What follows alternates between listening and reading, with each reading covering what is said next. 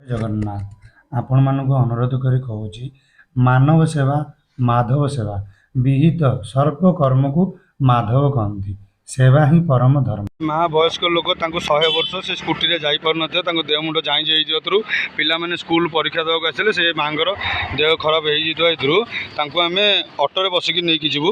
Puri 35 kilometre medical ନେଇକି ଯିବୁ।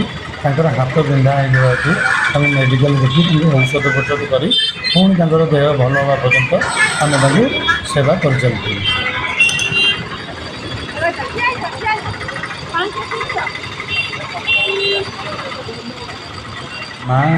ମାଉସୀ 35 କିଲୋମିଟର ଆସିବା ପରେ ଯେତେବେଳେ ମେଡ଼ିକାଲ ପାଖରେ ପହଞ୍ଚିଲେ ତାଙ୍କ ମୁଣ୍ଡ କ'ଣ ହେଇଯିବା ହେତୁ ସେ କହିଲେ ଫାଳେ ଲେମ୍ବୁ ଆଣିକି ଦିଅ ମୋତେ ବାନ୍ତି ଲାଗୁଛି।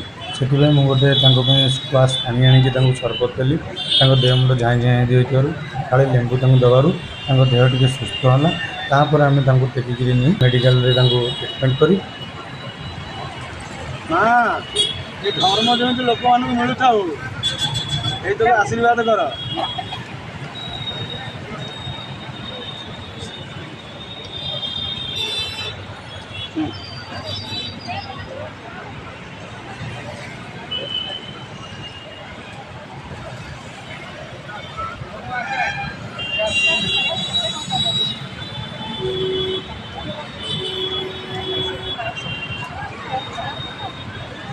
ରୋଗଟା ହାତ ଭାଇ ବିନ୍ଧା ହଉଛି।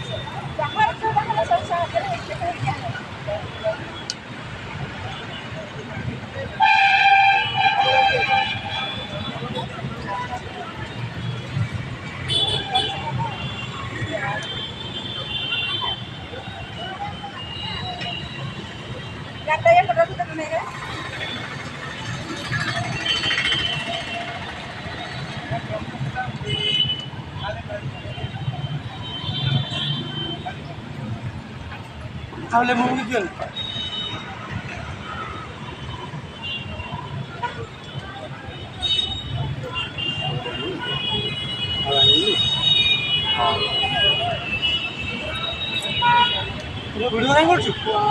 मानव सेवा अति उत्तम सेवा।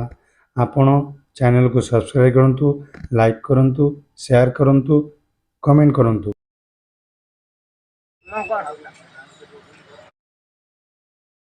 आस्ते एटा सब खाइदबा। एटा रात्रि गोटे थर खाइबो, एटा सकाळ गोटे खाइबो, रात्रि गोटे खाइबो। ये हला मासेकर औषध बुझिला। आ एटा सकाळ गोटे रात्रि गोटे। आ ए मइलमटा ए मइलमटा हाथ रे 2 बेला लगेइबो। एठी 2 बेला लगेइबो। आ जीव पुआ